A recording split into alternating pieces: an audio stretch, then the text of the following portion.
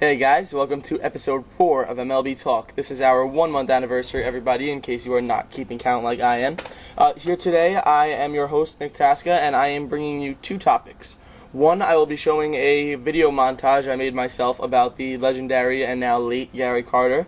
And second, I will be giving you my feedback to a response video made by a good friend of mine, Richie Pallarino, rounding the bases. If you have heard of it or seen it, I will be responding to that. So sit back, relax, enjoy. We got a little bit of a short episode today. I'm going to make quick work of this, but I hope you enjoy, and see you guys in a few minutes.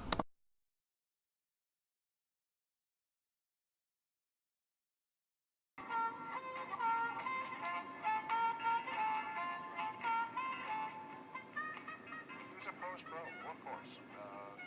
He did everything that he was supposed to do as a catcher, a fine defensive catcher, and one heck of a hitter. Gary is probably cherishes being a Hall of Famer now more than any person that I'll ever know, and I think that's a great story in itself right there. That it's not a commercial thing with Gary. It's not an ego thing. It's just the fact that he's so plugged into the history of the game. And he's just one thrilled Hall of Famer, and I'm thrilled for him. Well, he was a gamer. I mean, he loved the game of baseball. His enthusiasm. If you were on the other side watching him play, you kind of hated him. Enthusiasm to me, like that, is confidence. Stadium back in September of 1992. It was a very, very special moment for me and my family, and for hopefully all of you, the fans of Gary Carter's Montreal. condition has worsened with the discovery of new tumors on his brain. His daughter said Thursday on the family's blog. 6 months ago, Carter, 57, the former Mets catcher, was found to have an aggressive brain cancer, glioblastoma, that has been treated with radiation and chemotherapy. I write these words with tears because I am so sad for my dad, Kimmy Carter Blomer said. She said that one of her father's doctors will be coming to my parents' house this evening to talk to the family about the next step. Carter has had an especially difficult week.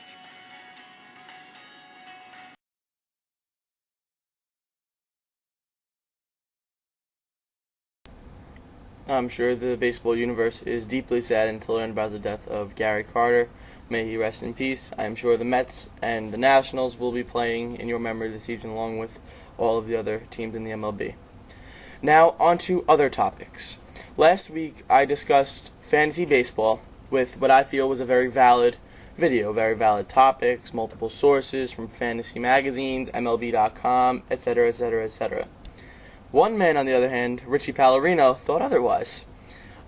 He said that he took notes on my video. Maybe he should take notes on what I'm saying now. He really shouldn't have watched my video so quick. He's got to get his facts straight. He misquoted me. I will admit I did make one misquote. I referred to Robinson Cano as a 5-tool player. While he may be a top 10 fantasy baseball option, he is not a 5-tool player as he does not steal many bases. He only stole 8 last year. But other than that, you got to get your facts straight, buddy. I never said Shin-Soo Choo should go first. He said that I said Shin-Soo Choo should go before Clayton Kershaw and Justin Verlander and Evan Longoria. I never said that. I said you should take 5-tool players off the board as soon as possible. However, Shin-Soo Choo is a player that is 5-tool and can possibly fall to later rounds. So you have to get that straight. I also referred to Lincecum and Jacoby Ellsbury as they may be busts. I did not say they were horrible players.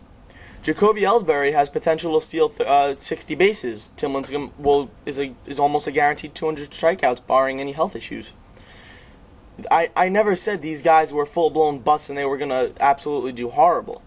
I perhaps should have referred to the fact repeatedly, despite the fact I only said it once, that you should not overdraft them.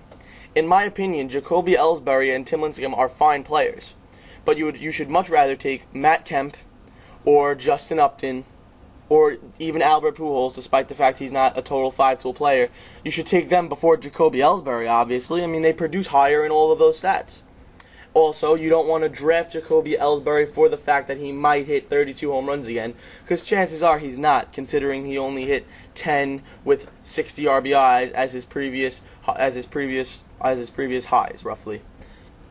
Also, I referred to Tim Lincecum as a bust simply because I would personally take Clayton Kershaw or Justin Verlander or Cliff Lee before Tim Lincecum.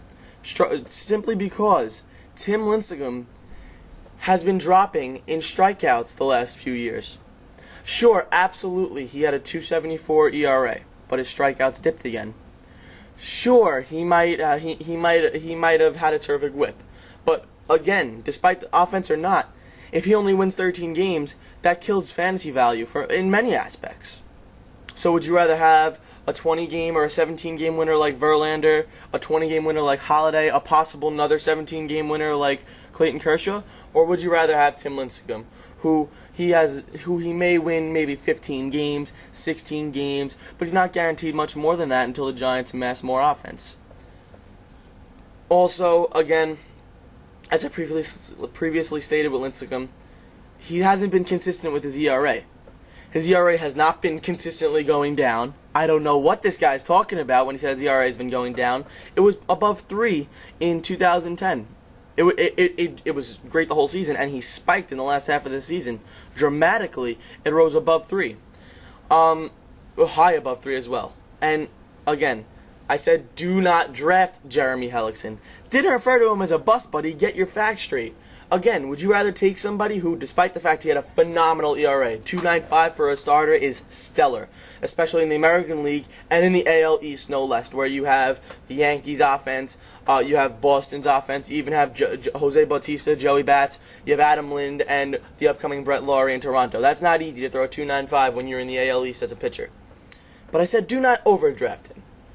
Again, are you going to overdraft Jeremy Hellickson as your primary pitcher when there's other options like David Price, Dan Harron, even Steven Strasburg I would take before Jeremy Hellickson? Just based on the fact that Jeremy Hellickson, unless he can win 17 games, unless he can strike out more than 140 batters, he doesn't really have much more fantasy value than Mark Burley. And I hope you don't misquote me on that, Rich. And I just feel as if I will stick by what I said last week. Pitchers, of course, Clayton Kershaw is a very valuable player. However, on many fantasy charts, Clayton Kershaw is very, very high up, while players like David Wright fall below him, or Mike Stanton or Andrew McCutchen fall below Clayton Kershaw. Pitchers are extremely valuable. However, what would you rather have? Would you rather have sure, you're getting the 25 wins, 200 strikeouts, a phenomenal ERA. I love Clayton Kershaw. I think he's a phenomenal player. However, personally, me, for fantasy value, I would rather have somebody like Andrew McCutchen, who, if he gets his batting average up, he can be a 5-tool player for sure. He's a 20-20 guy. Who knows? Maybe someday this guy could be a 30-30 guy, but the bottom line is he plays every day. He drives in runs, he steals bases, hits home runs, and you're getting that consistently, week by week, every day. Pitchers, you're getting it every 5 days. Therefore, I will again stand by my statement that hitters should go before pitchers. You obviously shouldn't be drafting a guy like Ike Davis before Justin Verlander. They're both good players, but obviously you're going to want Justin Verlander before you want a player who's only played a year and a half, or a player that's underestablished, or even a player that just doesn't contribute that much. Well, guys, and especially you, Rich, I hope you learned something from this video. Obviously, you didn't learn something from my last video. Please enjoy, leave a comment in the box, give me a like, subscribe, do whatever you want. So, thank you guys for watching. I am Nick Taska, and I hope you enjoyed our 4th episode of MLB Talk. Bye, guys.